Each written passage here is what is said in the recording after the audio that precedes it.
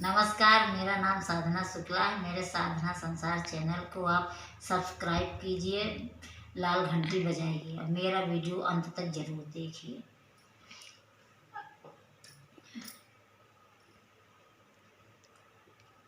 ए गोइया नैहर का कमाना रहनावा, ए गोइया नैहर का कमाना रहनावा। पहिरैक चाही धना चटकी चुंदरिया, पहिरैक चाही धना चटकी चुंदरिया।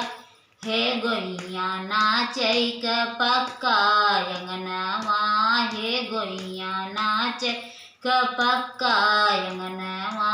हे गोइया नैहर का कमाना रहनावा, हे गोइया नैहर का कमाना रहनावा। पहिरैक चाही धना घुंघुरदार पायल, पहिरैक चाही धन घुंघुरदार पायल। हे गोइया चलैक पक्की फरसिया, हे गोइया चलैक पक्की फरसिया। हे गोइया नैहर का कमाना रहनावा, हे गोइया नैहर का कमाना रहनावा।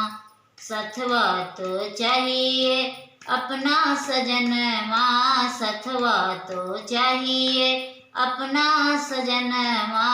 हे गोइया राहैक चाही ससुरवा, हे गोइया राहैक चाही ससुरवा। ए गोइया नैहर का कमाना रहनावा, हे गोइया नैहर का कमाना रहनावा।